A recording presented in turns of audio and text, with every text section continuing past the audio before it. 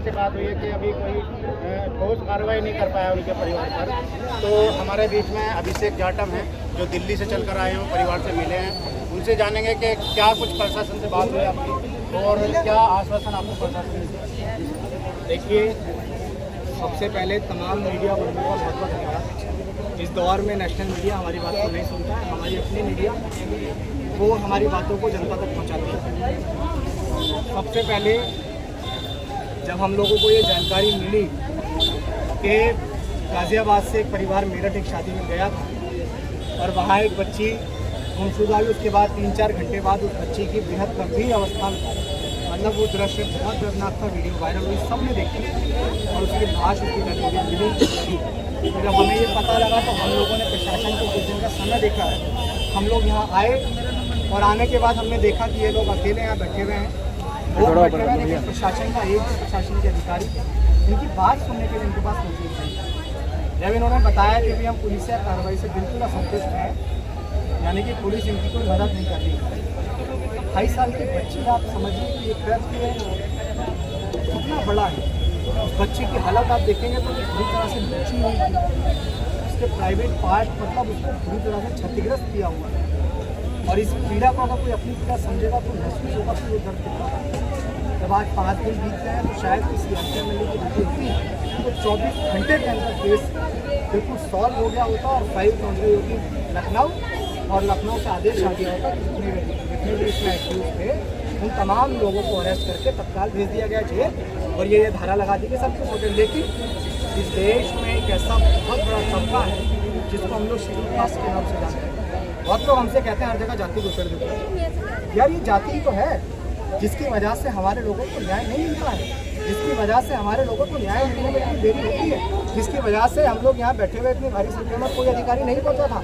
हालांकि जब हम यहाँ पहुँचे हमने अल्टीमेटम दिया कि अगर 5:30 तक एक अधिकारी वहाँ नहीं पहुँचे तो हम डीएम कार्यालय का घेराव करेंगे, कार्यालय पर नहीं मिलेंगे आवास का घेराव करेंगे।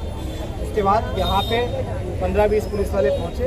उसके बाद जिनके हाथ में एक केस था उनसे हम मिले, उन्होंने हमें पूरी बात बताई कि हम ये कर रहे हैं वो कर रहे हैं। हमने बताया जब ये SC ST एक्ट में आपने इसमें किया तो बताया कि अभी तक नहीं किए। मैंने कहा भाई साहब इसमें करिए।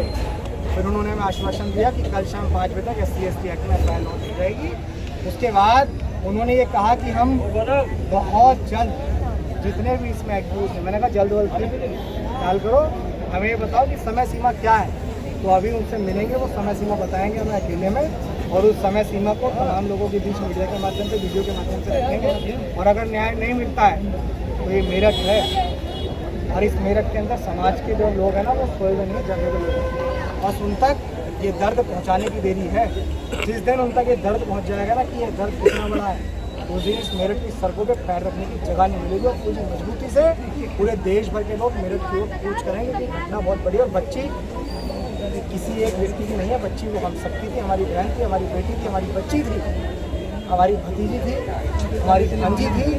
सभी के घर में बच्चियां हैं और इस दर्द को समझते हम लोग घर में नहीं बैठे। हमने प्रशासन से बोल दिया है और ये उम्मीद है कि आज की रात से प्रशासन चैन की नींद में सोएगा। इसमें जो कार्रवाई करनी है तरीके से करेगा, नहीं करेगा भाई तो फिर वर्दी उतरवाने के लिए तैयार है। ऐसा क्या सिस्टम बना हुआ है कि आपके लोगों को ही टारगेट किया जा रहा है?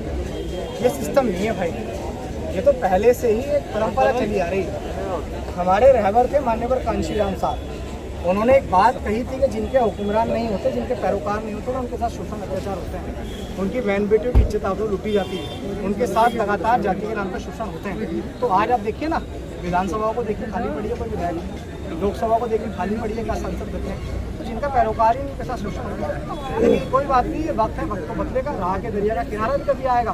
वक्त उनका है तो सर हमारा भी कभी आएगा। और जब हमारा वक्त आएगा ना तो हम आपको दिखाएंगे कि न्याय कैसे दिया जाए।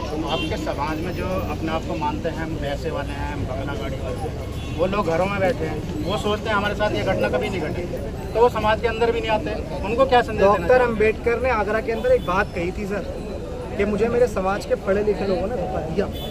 तो आज भी समाज के चंद कुछ ऐसे लोग जिनका आप जिक्र कर रहे हैं, जिनके आरक्षण पे नौकरी लगी और उनकी चमड़ी बहुत मोटी हो चुकी है, जिनको ये नहीं दिख रहा है कि समाज के साथ कितना शोषण हो रहा है। और अगर आज हम इन लोगों का साथ नहीं देंगे तो वो शोषण की चिंगारी हम तक भी पहुंचेगी और फिर वो आग के रूप में बदलकर हमारे बच्चों तक भी पहुंचेगी। मैं तो आपके माध्यम से उन लोगों को भी कहूँगा और उन लोगों को ये कहूँगा कि डॉक्टर अम्बेडकर की कही गई बात को दोबारा से साबित करो कि डॉक्टर अम्बेडकर जो पढ़े लिखे थे उन्होंने उनको रोका था। आज हमारे जो नौजवान ये अंकुर ये और जितने नौजवान आपको दिख रहे हैं ये सब अपने घर परिवार को छोड़ के यहाँ आए हुए हैं। किस लिए है इस धूप में गर्मी में हम लोग किस लिए आ रहे हैं? अगर हम नहीं निकलेंगे कोई नहीं है इस समाज का पैरोकार। वर्तमान स्थिति समाज की है कि अनाथ है। जिस समाज के नेता मजबूत होते हैं ना तो समाज की बहन बेटियों के ऊपर हाथ लगाने से पहले उनके पैरोकार मजबूत हैं। आप किसी कोठी में जाइए, अगर गार्ड बहुत मजबूत होगा ना तो कोठी के अंदर कदम रखने से पहले 10 बार सोचेगा आदमी। जिसके गार्ड ही मजबूत नहीं है तो आप कुछ भी करें। तो अभी तो नेताओं को सबक सिखाना पड़ेगा। भाई थोड़ा इस तरह से अत्याचार कम हो सकता है आपके? देखो, अत्याचार कम होने की पहली जो कुंजी है वो यही है कि राजनीति उस ताले की चाबी है, सत्ता उस ताले की चाबी है जिससे आपके साथ होने वाला अभी आप उससे कोई सा भी ताला खोल सकते हो जिससे आपको अधिकार मिलेगा।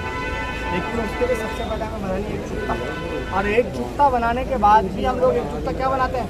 एकजुटता बनाते हैं दलों में, एकजुटता बनाते हैं पार्टियों में, एकजुटता बनाते हैं संगठनों में। लेकिन एकजुटता जहाँ दिखानी चाहिए वहाँ हम लोग शकल देख के जाते हैं। चंद्रशेखर वाला है क्या, हम नहीं जाएंगे, हम मायावती वाले हैं। मायावती वाला है क्या, हम नहीं जाएंगे, हम चंद्रशेखर वाले हैं। हम फलाना वाले हैं, हम ढिकना वाले हैं। अरे तुम्हारे फलाना ढिकना के चक्कर में समाज पिट रहा है, इसको देखो ना।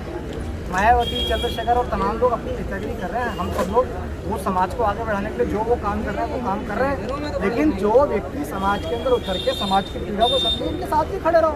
चंद्रशेखर आज़ाद जी सामाजिक आंदोलन के साथ साथ राजनीतिक आंदोलन को आगे बढ़ा रहे हैं। अन्य बहन जी ने जो काम किया उन्होंने किया। आप लोग अगर वहीं एकता समझते हैं तो फिर मैं समझता हूँ कि आप लोग मूवमेंट का मतलब तो ये समाज का शोषण हुआ है और आप लोग बिना पार्टी संगठन को वोट के साथ खड़े हो जाएंगे। यही समाज सेवा है।